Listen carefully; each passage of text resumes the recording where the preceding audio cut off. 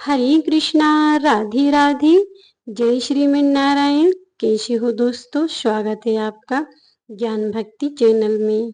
आई हो आप सब अच्छे होंगे। भगवान भोलेनाथ की कृपा आप सब पर बनी रहे। दोस्तों, आज की वीडियो में मैं आपको बताऊंगी कि गंगा मैया ने अपने ही पुत्रों को क्यों जल में प्रवाहित कर दिया। जी हाँ दोस्तों, बिल्कुल सच बात है। गंगा मैया ने अपने ही 7 पुत्रों को जल में बहा दिया था। तो आइए जानते हैं ऐसा क्या कारण था जिस कारण से गंगा मैया को अपने ही पुत्र जल में प्रवाहित करने पड़े। हस्तिनापुर के राजा शांतनु को मां गंगा मैया से प्रेम कैसे हुआ था, इनके प्रेम संबंध की कथा भी आज की वीडियो में हम आपको बताएंगे। तो बने रहिए वीडियो में हमारे साथ। और जो भी चैनल पर नए हो, चैनल को सब्सक्राइब कर लेना और बेल आइकन को ऑन कर देना, ताकि मैं जो भी जानकारी लेकर आऊँ सबसे पहले नोटिफिकेशन आपके पास पहुँचे। और कमेंट बॉक्स में जय श्रीमन नारायण जरूर लिख देना, ताकि भगवान विष्णु की, श्री हरि की कृपा और माँ गंगा मैया की कृपा आप सब पर बनी रहे। तो आइए जानते हैं कि गंगा मैया ने अपने ही पुत्रों को नदी में क्यों बहाया था। एक समय की बात है, पृथुवादी बसु मेरू पर्वत पर अपनी पत्नियों के सहित घूमने के लिए गए थे। वहां पर महामुनि वशिष्ठ जी का आश्रम भी था। वशिष्ठ जी के यहाँ नंदिनी नाम की गाय बंधी हुई थी। जब उन्होंने देखा कि यहाँ वशिष्ठ जी के यहाँ अति सुंदर गाय बंधी हुई है, तो दयु नामक बसु ने उस गाय का हरण कर लिया। महर्षि वशिष्ठ को जब इस बात का पता लगा, तो उन्होंने सभी वसुओं को मनुष्य योनि में अवतरित होने का श्राप दे दिया।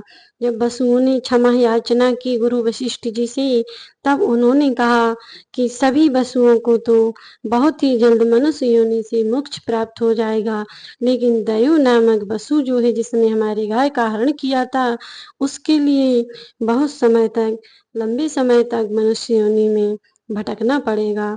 इस श्राप के कारण सभी लोग बहुत दुखी हो गए और सभी वसु भगवान विष्णु के पास पहुंचे और उन्होंने सारा वृतांत सुनाया और भगवान विष्णु से प्रार्थना की कि प्रभु कोई समस्या का समाधान निकालिए। तब भगवान विष्णु ने मां गंगा से कहा कि तुम धरती पर जाओ और इन सभी को मोक्ष प्राप्त देना। तब मां गंगा ने सुंदर स्त्री का रूप बनाकर वहां पर घूमने लगी। उसी समय महाराजा शांतनु शिकार खेलने के लिए हुए वन में आए हुए थे, और जब उन्होंने एक सुंदर स्त्री को इस तरह वन में घूमते हुए देखा, तो वे उनके रूप पर मोहित हो गए। और महाराज शांतनु से गंगा की भेंट हुई और उन्होंने उनसे कहा कि मैं तुम्हारे रूप पर मोहित हो गया हूँ, क्या तुम मेरे साथ विवाह करोगी?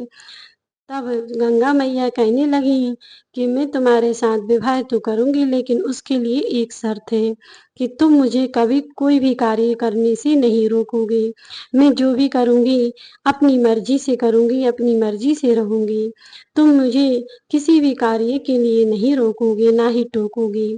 महाराजा गंगा मैया के रूप पर ऐसे आकर्षित हो गए थे और उनके प्रेम में ऐसे मोहित हो गए थे कि उन्होंने बिना सोचे समझे मां गंगा मैया की शर्त को मंजूर कर लिया और मां गंगा मैया से विवाह कर लिया।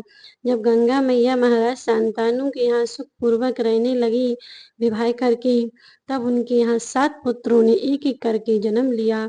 जैसे ही वह 7 पुत्र जन्म लेते थे, मां गंगा मैया उन्हें तुरंत ही गंगा में बहा देती थी।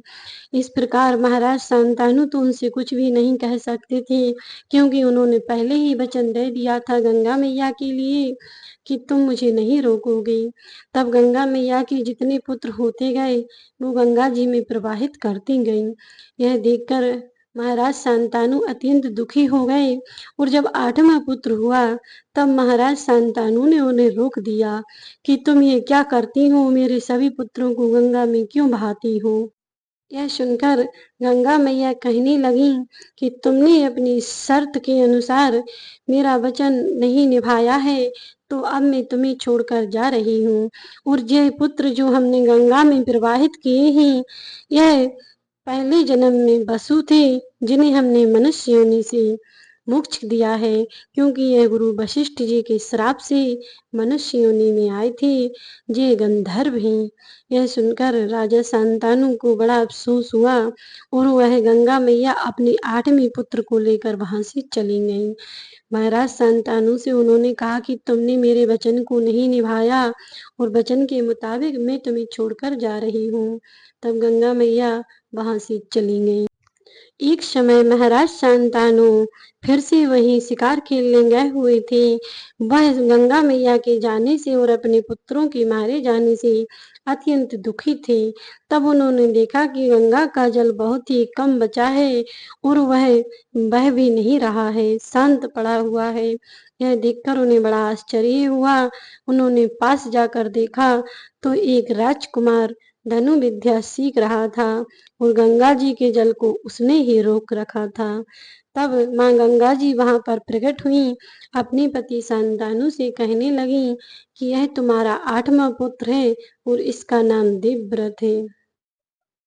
इसके लिए तुम ले जाओ। इसने गुरु वशिष्ठ जी से सारी विद्याओं का अध्ययन कर लिया है। यह आगे चल के बड़ा ही श्रेष्ठ योद्धा बनेगा। वही देवव्रत आगे चलकर भीष्म पितामह कहलाए थे।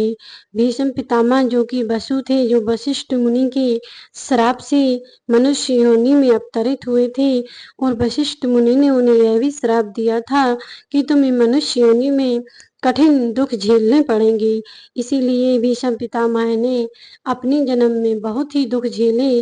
उन्हें कभी भी सुख प्राप्त नहीं हुआ और अंत में कठिन मौत ही भी मरे हुए थे।